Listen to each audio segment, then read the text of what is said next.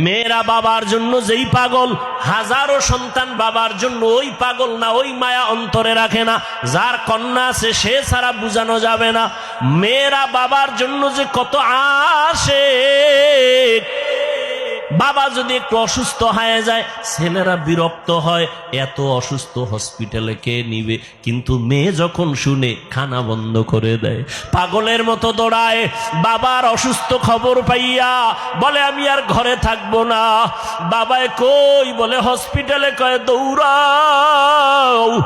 ওই মেয়েটা বাবার কাছে যায়, বাবা এত কষ্ট পাইও না, কাঁদিও না।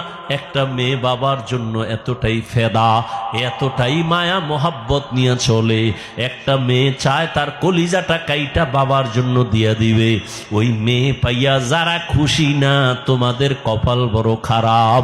নবী বলেন একটা কন্যা পাইছো, একটা জান্নাতের মালিক হয়ে গেছো। দুইটা কন্যা পেয়েছো, দুইটা জান্নাতের মালিক হয়ে গেছো।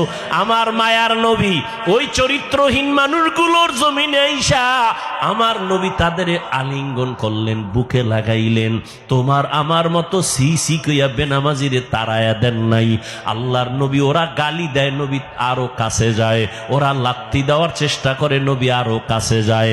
ওরা গালি দেয়, ওরা বদনাম করে, নবী প্রশংসা করে। ওরা জবান বন্ধ রাখে, বেজার হয়, নবী বারবার হাসি দেয়, আসো।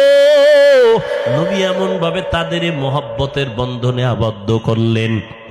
মাত্র 13 বছরের ব্যবধানে মক্কার মানুষগুলো এত দামি হয়ে গেল। নবী একটা বেতের বাড়িও দেন নাই, একটা গালিও দেন নাই। নবী চোখ গরম করে কারো দিকে তাকান নাই।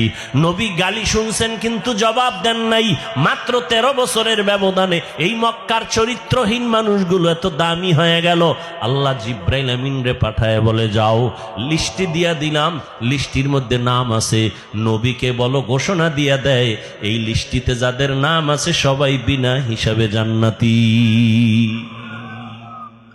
রহমতের নবী অল্প টাইমের ভিতরে মক্কার মানুষগুলোকে জান্নাতি মানুষে পরিণত করে ফেললেন। সুন্দর আখলাক আর ব্যবহার। একদিকে নবী দাওয়াত দেন, অন্যদিকে নবী আল্লাহর কাছে সারা রাত দোয়া করেন, আল্লাহ ওই মানুষটা বুঝে না, হেদায়েতের দরজা খুলে দাও। ওই মানুষগুলো কি দিনের পথে আনো। তায়েফের ময়দানে আমার নবীর আদর্শের দিকে তাকাও।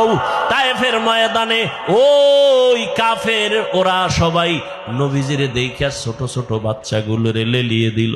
বলে পাথর মেরে মক্কার এই পাগলটারে তাড়ায়া দাও। মায়ার নবীরে যখন পাথর মারে বৃষ্টির মতো রক্তগুলো পড়ে পড়ে নবীজির জুতা মুবারক আটকায় গেছে। নবী চোখের পানি ছেড়ে কাঁদে। আল্লাহ সহ্য করতে পারলেন না। ও জিব্রাইল, আমার নবীরে গিয়া বলো এখনই তায়েফের জমিন উল্টায় সব ধ্বংস করে দেই।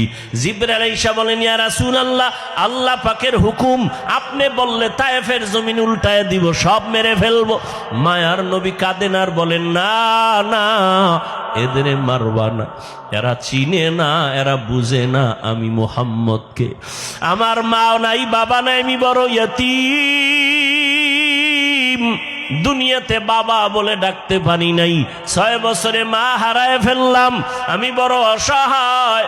তবে এদের মারিও না, একদিন এদের দ্বারা দিনের বড় উপকার হবে। আমার মায়ার নবীকে যতই ওরা গালি দিত, আমার নবী একটা গালিও দেন নাই, জবাবও দেন নাই। নবীর আদর্শ দিয়া মক্কার জমিনটাকে জান্নাতি মানুষ বানায় দিলেন সব। ও আল্লাহর বান্দারা, ওই রহমতের নবী কেমন আদর্শ কায়েম করে দিলেন। যুবকদের নবী বলে গেলেন, যুবকের আমি মুহাম্মদের উপকার করেছে, বুড়ারা আমি মুহাম্মদের বিরোধিতা করেছে। ও যুবক বাবা, কয়দিন আর দুনিয়াতে বাঁচবা? আমি কিন্তু এতক্ষণ চিল্লাইলাম, তোমার পায়ে ধরে ধরে বয়ান করলাম। কুত্তার মতো সারাটা দেশে ওলামায়ে কেরাম দৌড়ায় আর বয়ান করে, পাও ধরে। ও আল্লাহর বান্দারা, বিনিময়ে তোমরা একটা টাকাও দাও না, বরং গালি দাও, বিরোধিতা করো। এরপর আলেমরা কিন্তু এর গালির জবাবও দেয় না, বরং দেখলে হাসি মুখে সালাম দেয়, মোহব্বতের সাথে বুকে লাগায়। এর একটাই মাত্র কারণ, নববী আদর্শে তারা চলতেছেন, দুনিয়ার মানুষের দিনের পথে ডাকতেছেন। ও যুবক বাবারা, আজকে আমি এই কথা বলি নাই তুমি আজকে আমার মতো পাগড়ি লাগাও, স্কুল কলেজে তালা লাগায় মাদ্রাসায় চলে আসো, না।